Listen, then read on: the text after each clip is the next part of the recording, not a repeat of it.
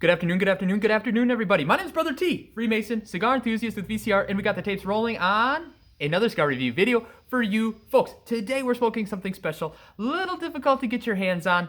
Boom. It's the Dunbarton Tobacco and Trust Dondurma, blended by Mr. Steve Saka, and special shout out to the DTT team, the customer service team, specifically Cindy Saka. Recently we relocated, as you can tell by the new surroundings, and in that process of moving, we misplaced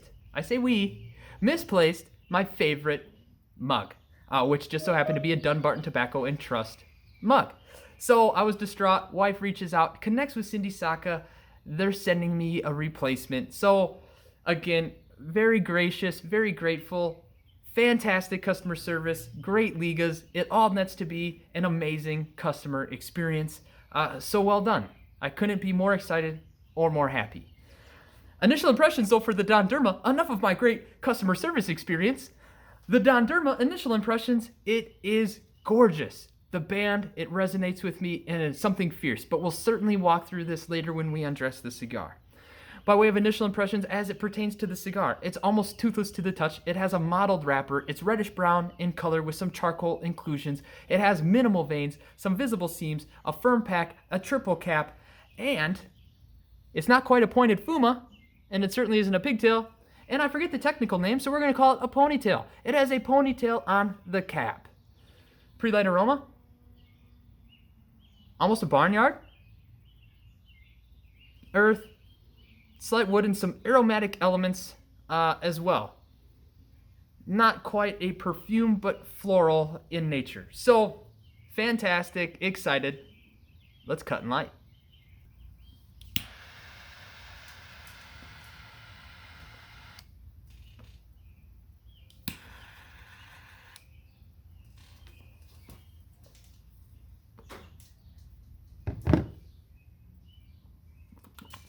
All right, initial impressions. Smoke, it's thick, slight coating in the mouth. Strikes me as slightly oily. Time will tell though. We'll see how this nets when we're at the end. In terms of tasting notes,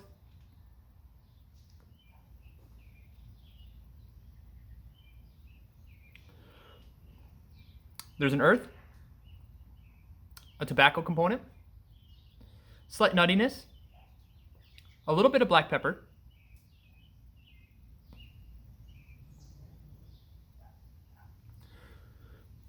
it's starting off swinging. It's fantastic. It's pretty forward. In terms of tasting elements, it's medium by far. Strength, anybody's guess right now. It's billed as a retrohale friendly cigar. I don't want to say a retrohale only cigar because I don't want to limit some of that demographic or that market cap. I think though it might be positioned as a retrohale cigar, that folks that don't necessarily quote unquote retrohale would enjoy the cigar as well. So I don't want to limit any of that demographic out there or that target market, for a better phraseology.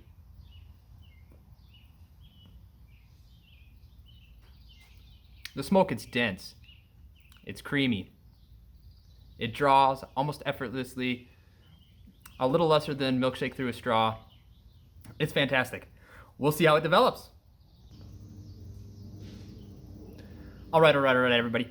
Getting to that 1 inch in mark. In all honesty, we're a little bit past it. I've been enjoying the cigar so much, and there's a lot of complexity and nuance to the Liga, so it does require a little bit of some processing time so I can itemize all those notes, those tasting notes. What do we have so far? Well, we have earth. There's still some black pepper. We have wood to oak at times. There's cream to sweet cream. The retrohale introduces some of that black pepper as well, but it's on the sweet side, almost like a sweet breadish note in there as well. There is some baking spice throughout, both on your organic draw as well as the retro. And for whatever reason, there are periods of time where I get a watermelon rind. It's not sweet like a watermelon, almost have that pithy bitterness that that rind would bring, but it very much is there. I had to explore it a couple times just to make sure it wasn't something that was a fleeting tasting note, but it's been pretty consistent enough to mention. So, more to come as we get to the halfway point where we'll walk through the blend and also tasting notes. Stay tuned. All right, everybody. Getting to about that halfway point time for a blend and flavor update. In terms of tasting notes, well, it's of no surprise. It's a DTT stick, so it's fantastic. These cigars, these Ligas really resonate with me and my palate. Speaking on behalf of myself, and I'm sure, by and large, most of you would agree. Tasting notes so far. Wood still there, little oakish at times. There's a soft leather component now that's really joining into the mix, or at the very least is becoming much more noticeable and prevalent. There's still a nut component, there's an earth component, there's a coffee bean element there as well. Black pepper is still present. And I know as I say these notes, is it savory or is it sweet? Oddly enough, it's sweet. It's fantastic. It's a great cigar. In terms of blend, it uses an Ecuadorian Habano for the wrapper. The binder is a Mexican San Andreas, and the filler is from Nicaragua. And they call out specifically the fact that they're using Criollo in varying forms, as well as tobacco from Jalapa. And there's also some from the United States by way of Wisconsin. Not something that you typically would see. So, shout out to Steve Saka. It's a great Liga. It's fantastic. It strikes me as a smoker's cigar. There's a lot of nuance to it.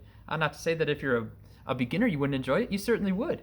But if you're experienced and you can really start to get into the flavor profiles, out of the archetypes and into some of the strata, instead of nut, if you can focus in on almond or walnut or whatever the case may be, this is your cigar for that type of tasting review. There's a lot of complexity and a lot of depth. And I forgot baking spice. There's still a baking spice, almost finish there.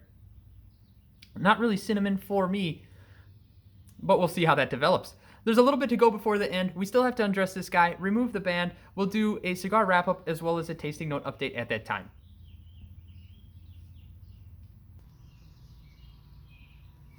All right, everybody. Getting to the point where we can undress this guy, remove the band. One moment while we do that. Came off brilliantly. And we can talk about that band a little bit. It has a moderately contrasting color palette, coniferous and currency green with some gold. It's matte in overall appearance. It has some very interesting typeface, and I'm not sure if you captured that. It almost appears to be Gaelic in a sense, for lack of a better comparison point. There's a partial paisley pattern as the background on this band. It's on fantastic band stock. It strikes me as an expensive band. So well done. Well done, Steve Saka. In terms of tasting notes, we got earth, we got coffee bean.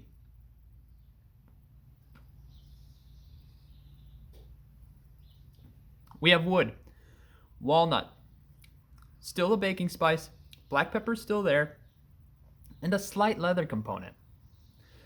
In terms of the cigar wrap-up, construction fantastic, as held on in greater than 1 inch increments. The burn, it was consistent and sharp throughout. The draw, it was like milkshake through a straw, erring a little bit maybe on the looser side of that experience. It was thick, creamy smoke by way of mouthfeel, slightly oily. Is it drying to the mouth? Not at all. Is it a savory or more sweet cigar? It's more sweet despite some of the tasting notes that we mentioned here in this review. It's a very well blended cigar. It's a cigar that benefits because there is a lot of retrohaling. It benefits from having a cooler cherry temperature. So play around with your draw cadence. If your cherry is too hot, you're going to get a lot of carbon notes, and it's probably not going to be that enjoyable for you. So slow and steady does it, certainly with this Liga. For me, that's my mileage and my experience. Yours may differ. My name is Brother T, Freemason, cigar enthusiast with VCR, and today we smoke the Dondurma by Dunbarton Tobacco and Trust, blended by Mr. Steve Saka. And as always, smoke 'em if you got 'em.